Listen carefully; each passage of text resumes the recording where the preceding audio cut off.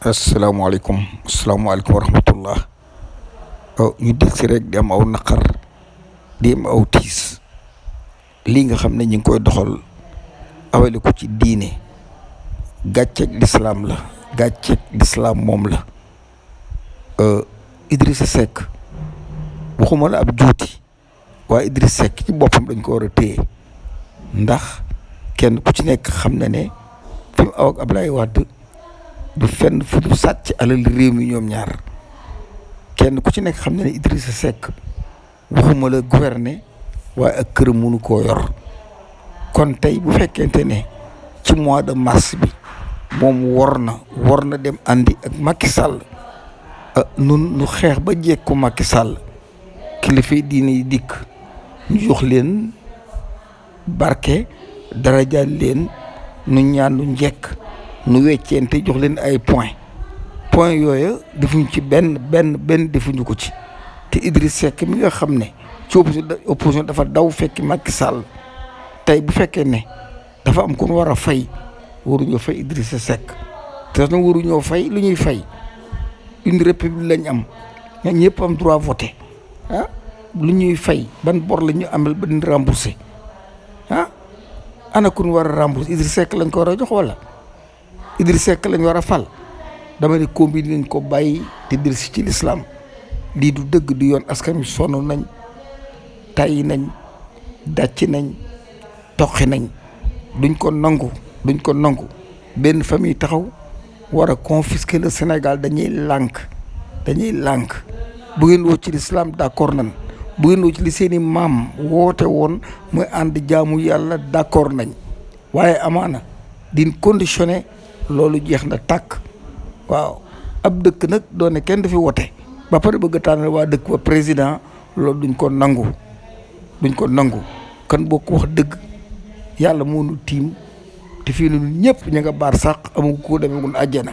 ku teg tànkam àjjana amagul ñun ñëpp ña nga baar sax te lii nu bokk muy àdduna noo fe man toog jaamu yàlla nu ñàkk fayda ba ay nit ñoo xam ne ñoo bokk aw sas din conditionné ba réew mi nar a torox nii dama ñëpp buñ dee daañu dem sawara yàlla kat bi mu wàccee alxuraan jox ñu ko dafa na joxum réew am ñu sant nu war ko defee ci biir réew mi te réew mi képp koo sàggane nga alxuraan sàggane nga sa diine te nit nga koo xam ne dama ne li la tee dem sawar lu néew la kan bokk jóg honnête te ànd defar réew mi ndax kat buñ ko deful daañu ko bokk réccu ndax kat fii ñu réew mi toll xale yi jànguñu jigéen ñi fajuwuñu amul kenn ku wér ci réew mi lekk gi baaxut matériel yi nga xam ne mu nuy jëfandikoo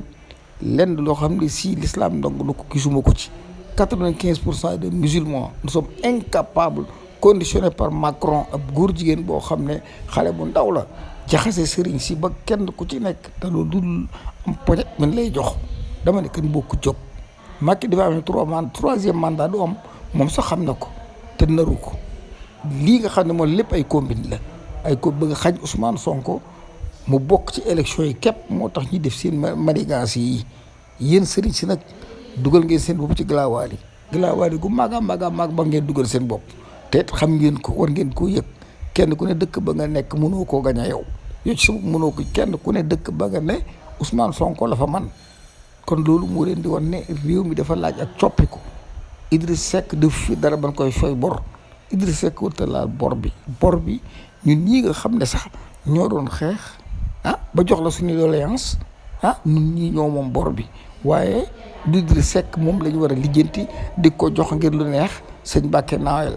du noonu kon bu ko waxante dëgg waaw te yéen waa Touba da ngeen am droit voter da leen voter comme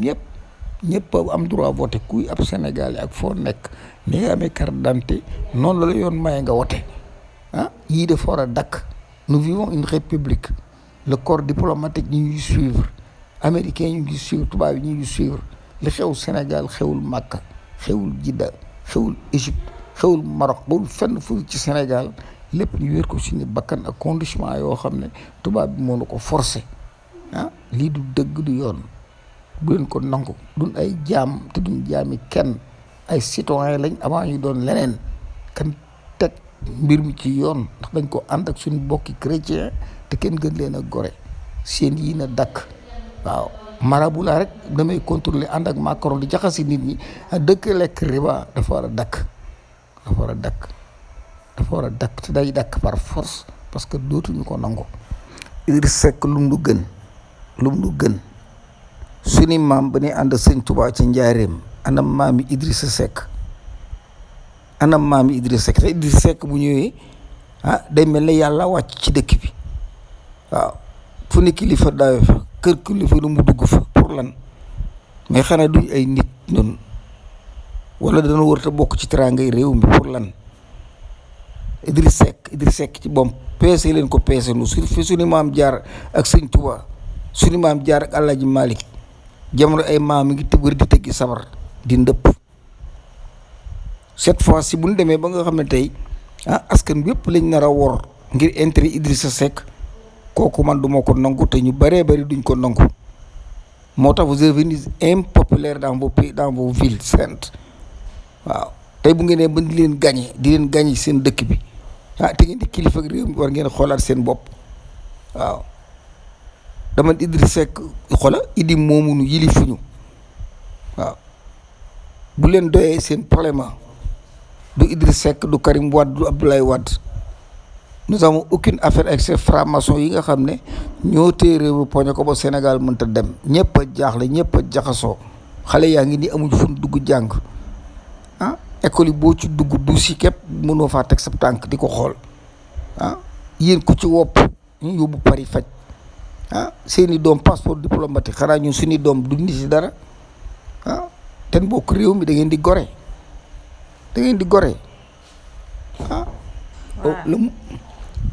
ci mois de mars bi tàngoon na trop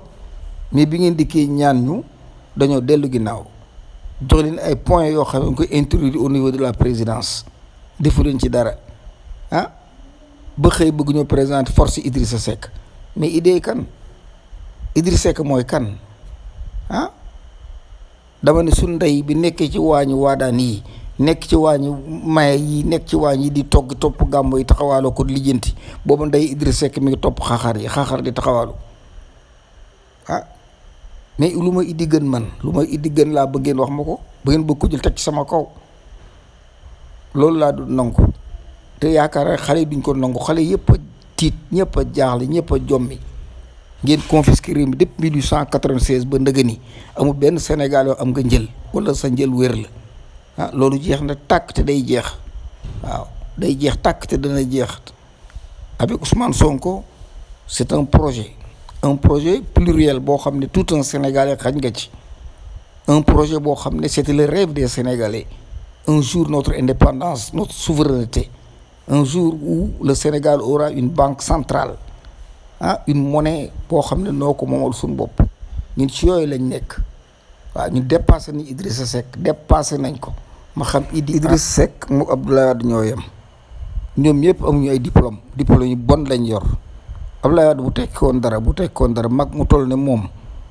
fu ne mu aw fa te Nations Unies du ko yebal fenn du UNESCO ko yebal wala benn organisation internationale buy déglu Abdoulaye Wade amut parce que xam na ne diplôme yi baaxut te xam na ne ku jubadi la un franc-maçon bañ na ko ba taxaw man franc-maçon laa woon ngeen di ko dégg dañ ko waroon ne kan moo la delloo si l'islam kan moo la ci delloo si nga ko ñu ko waroon laaj mais mu dugg ci kër sëriñ si toog ci seen kaw di bonde ngeen an di séddoo alali réew mi sàcc na suufu réew mi yëpp séddale leen ko àllukaañ bi dañ ko dagg tasaare ko kenn baykat yi amul fu ñu bay àllu Fuuta bi italiens yi jël nañ ko marocains yi jël nañ ko le fleuve du Sénégal nga xam ne mën naa roose Afrique yëpp waaw Mimran occupé ko dafa bay sukkër amu leen du ngeen lekk c'est pas sérieux dajale nit ñi gàmmu yuuxu ay jàng fi màggal ay cant war a mën a taxaw am fulla xale yi dugg ci daara yi jàng suñ doom yi jàng alxuraan ci mbedd mi lañ dëkk ci la ñuy fanaan di yalwaan mënul lu leen dara di wax ay xëy Idrissa Seck nit ñi toqi nañ te dama leen di xamal leen suñ lislaam ji par rapport ak yeneen dëkk yi da ngay kersow fii kenn jaamutu fi yàlla ak bokkaale gu mat sëkk moo fi nekk. moo tax ñu ne ci mbugal lañ nekk. mbugal mi ñu nekk mbugalum yontu yàlla Lóot ma mee ko gën a garaaw ndax bu jëkk suuf la woon ak sawara ak càllmeer ñoo jógoon. waaye fii ci réew mi li gën a dagan mooy am ndox li ñu nit ñi soxla mooy am ndox mooy mbugal. waaw mbedd dee fees dell ak ndox ndaay dara du ci ne ci natt lañ nekk. waaw da amul lu ñor ci marché bi lu baax luñ mën a lekk. loolu lépp ay mbugal la ndax bokkaale gom dañ ko fi indi. fu ngeen ko teg ba Idriss Seck man war maa mën a yilif man gënuma ndey gënuma bàyyi gënuma ab juddu te giñ naa ci barke Cheikhul Khadim ba sama bàyyam man bàyyam billaahi wallaahi. waaw li samay maam liggéey ci yoonu Tijaaniya maam defu ko. waaw li sama kër day liggéey ci yoonu sëñ Touba ak ci kattanuk sëñ Waadaan bàyyi Idrissa Seck wala maamam jegewu ko man iddi lu ma gën ba ngeen bëgg a jël réew mi di ko jox pour lan. xanaa duma nit man idi ñoo nekk ndoon Amérique mu xam ma xam ko maa ko man Amérique ti fi billaahi wallahi maa ko man parloo ak càcc ak coxorte keñaan gi ci réew mi moo tax ñëpp tumuraanke. waaye bu ngeen yaakaaree ne kenn du wote seen dëkk bu fi kenn wote pour lan en tant que des Sénégalais nga yor commune am droit de vote ñu ne doo fi vote pour lan dafay dakk waaw neexul américain yi neexul la démocratie internationale neexul kenn. waaw français rek ñoo koy def parce que affaire manipulation tax ñu koy def. Pourquoi Idriss Seck pourquoi pas moi pourquoi pas mon frère pourquoi pas keneen ak wala ñeneen am da ngeen a moom li ngeen di joxe nous vivons une république da ngeen war a xam lu mu doon parce que mosuñoo moom suñu bopp ak njaam lañ xam parce que réew mi musta am jàmm 6 siècles d'esclavage maanaam juróom-benn téeméeri at ak njaam la le néocolonialisme lu gàtt mën na 3 siècles le colonialisme ëpp na 2 siècles indépendance yu bon yi ku ma sa bëgg ab jaam dana demal Sénégal fii Gorée na jàlle jaam yi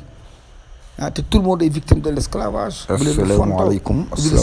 wa rahmatullah. non du fi falu. ñu desuwaat rek parce que ko dul nangu sax ci gàttal kaw sañ-sañ. waaw ndax dañoo bokk ci am réew réew am dëndëm tëggi sabar. yàlla may doon am xel bay jee fay. ñu am droit di xalaat. te ñu war a doxal réew mi bay ñu doxal ko lépp loo xam ne lal nañ ko ak sabar. ba ci ak basan. yoon may nañ ñëpp ay imam lañ ay xalifa lañ ay jàngalekati alxuraan lañ. ak lu tax ñu lal ko poñatum àdduna du tax ak lu ñu tax bëgg a fii dooni jaam. yàlla may doon am xel ñu xam dëgg. voilà mën a ràññee dëgg xàmmee ko aku fen. doomi soxna buñ ko fi kenn jaay lépp loo xam ne doomu doomi soxna aadama lañ ko ñëpp mi ngi koy def. duñ ko nangu yàlla di ci ubbi suñu bopp. dañu bëree bëri sant dañu rafetee leen ci boole de jëmm yëkkati seen day nopp bi nekkoon ci jëpp mbooloo mi moo ko du sant yëkkati bi ba tax na li fi nekk nañ ko wax amuñu ay sañ-sañ. waaw nit ñi am jàmm waaye yoon may c'est nañu tout le problème mbir mu kon maa ngi dikk jéglu nu baax a xalaat baax te ko ñaan jàmm nañ koy xalaate sax mën naa bañ a doon noona waaye nu xalaate ko ci xel coow li am ci réew mi xalaate yàlla ko na ci dakk xam-xam lislaam yàlla na lislaam wala mu dellu doon si émotion kilifa ak diine gu fi waaye nekk yoon di may ànd ak nañu Idrissa Seck mbir bu wala dikkee kilifa gu fi nekk ñu seet di jàppale lii Macky du ko Sall waral. yàlla na ñu jiitu Bojo Camara jiitu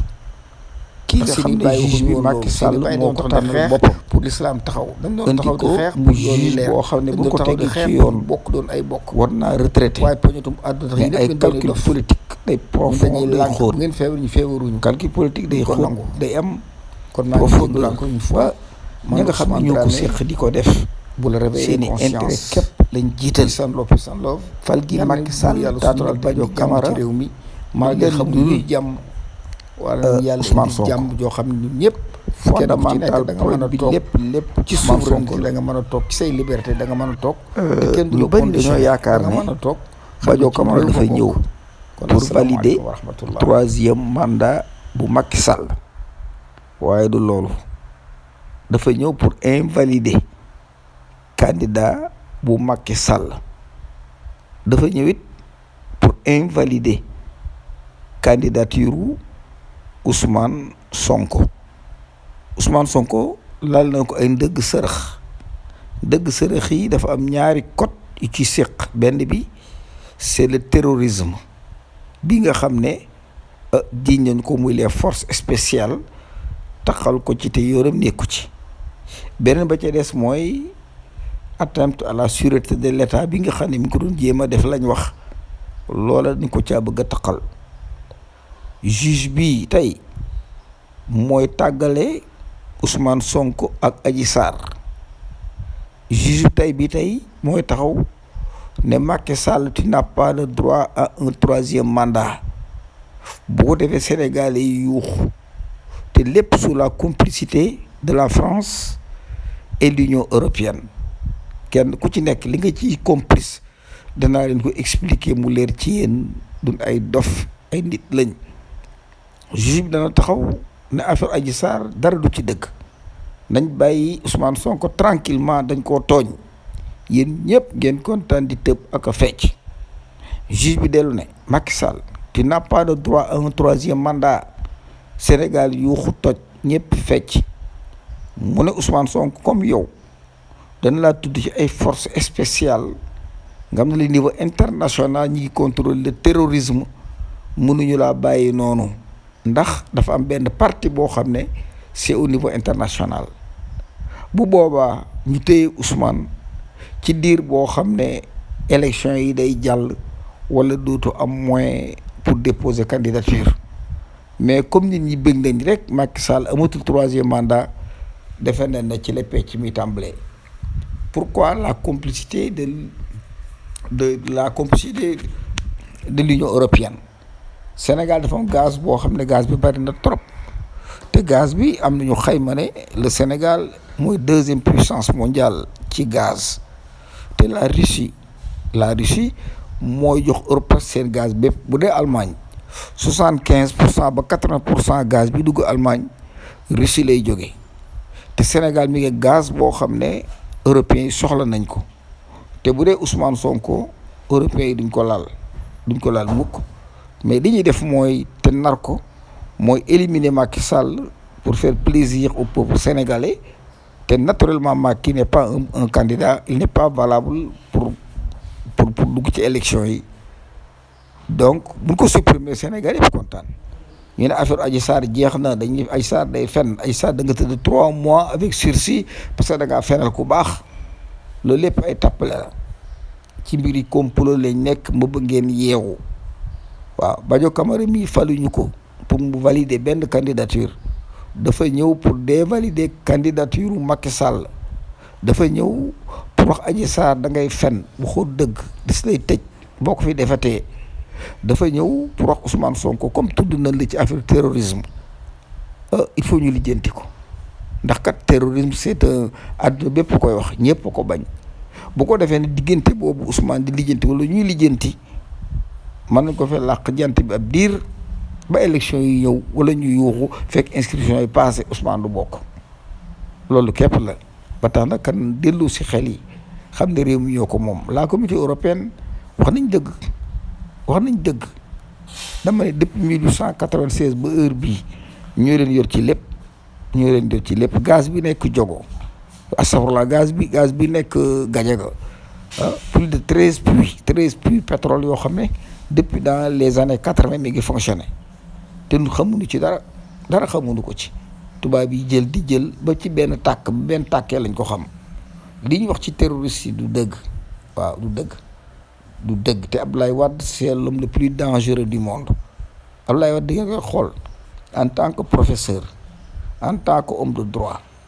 en tant que juriste laa la wax de ak en tant que ancien étudiant en tant que mag liggéey ba retraité Nations Unies mosu ko yónni fenn parce que Nations Unies xam nañ ne diplôme yor baaxut. Nations Unies xam nañ ne c'est un truand international moo tax ñu boole ko ci dara. ku mel nii tey moo ñëw ànd ak Macky Sall ne dafa bëgg a def benn 50 ans de règne ci kaw Sénégalais yi dama ne xale yi jóg leen vous êtes les seuls perdants. xale yi ñu jàpp naa ay terroristes lañ ne leen bàyyi ñii xamuñ sax lu le terrorisme mais nit ci jub rek yàqal Ousmane Sonko ba bokk ci élection yi. marabu yi joué na ci rôle bu am solo rôle boo xam ne yéen foogu leen ko ci biir complicité bi ci la ñu bokk. dama ne 3e mandat Macky Sall bi ñi koy organise ak ñi ko toppatoo paasewul sëriñ si Macron ak Macky Sall ak la communauté européenne. Sénégal suur nañ Macky Sall te Macky wóor na ko ne il n'a plus le droit à présenter une 3e candidature. mais sëriñ si ci boppam Karim Wade moo ni ci seenum xel sëriñ si ci boppam ànd ak Ablaye Wade mu delloo siwaat lam fi nekkee woon moo ni ci seenum xel.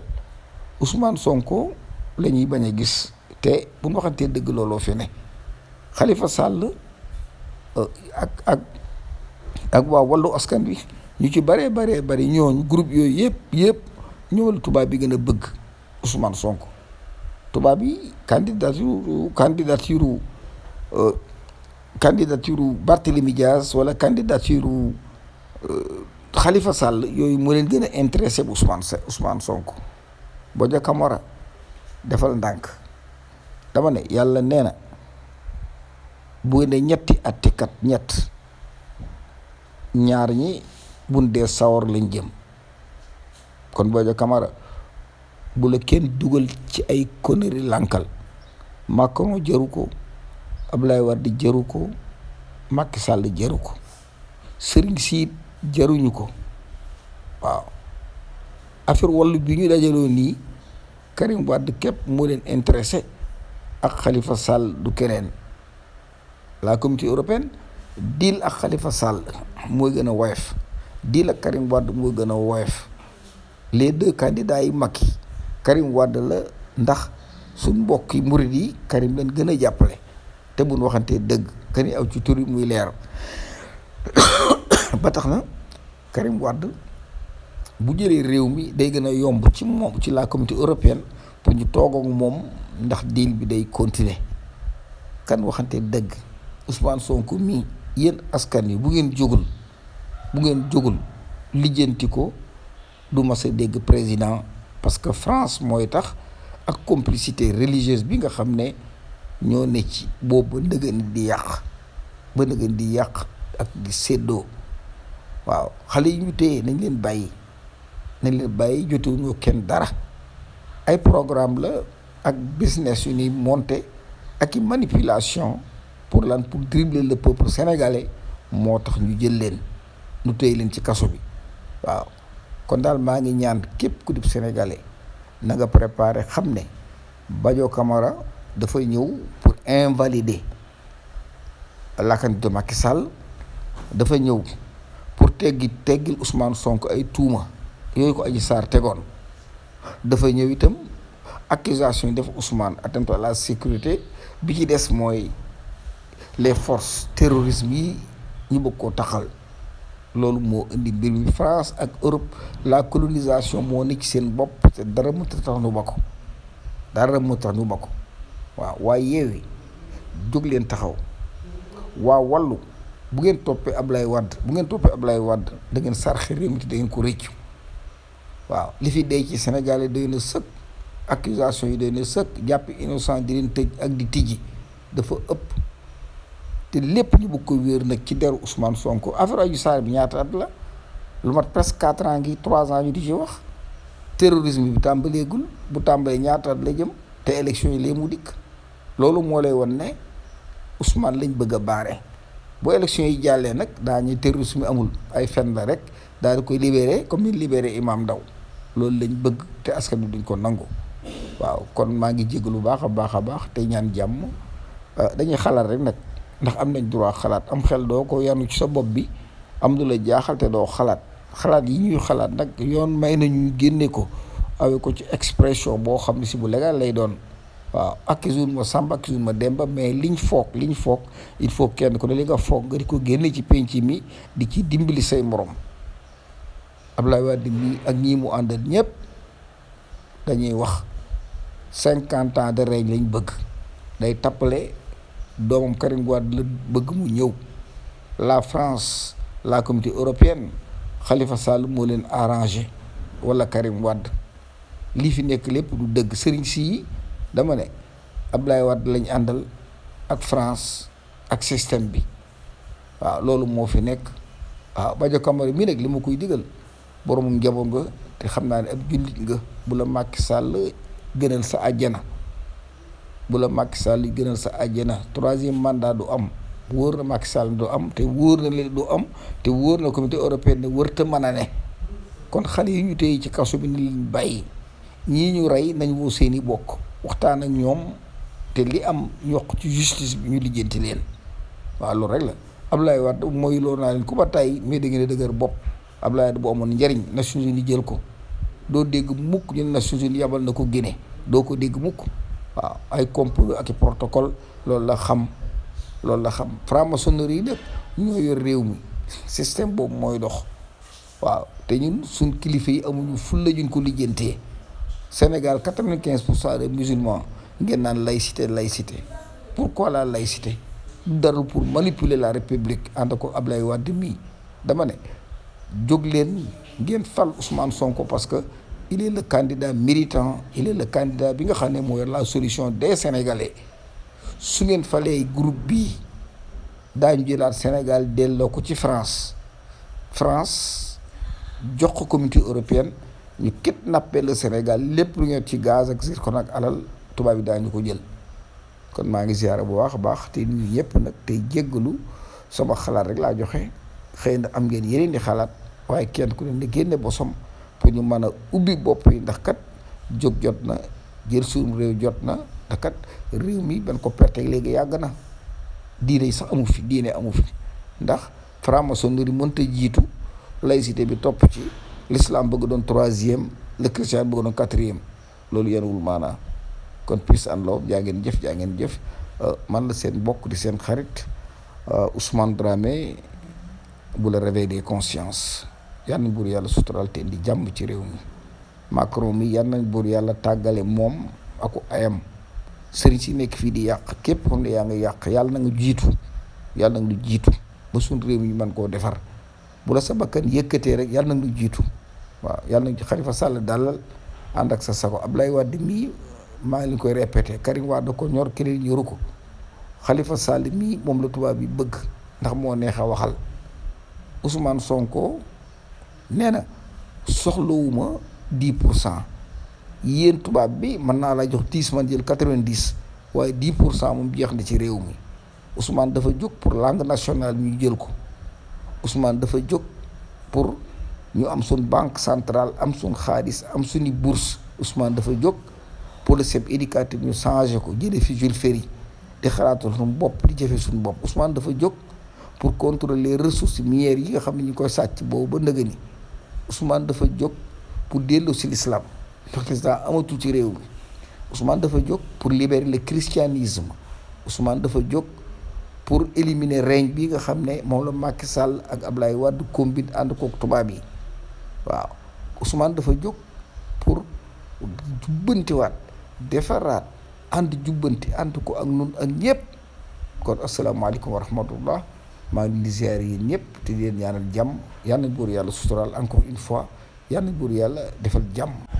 waaw ñu luy jàmm ci réew mi rek moo lañ ñaan yàlla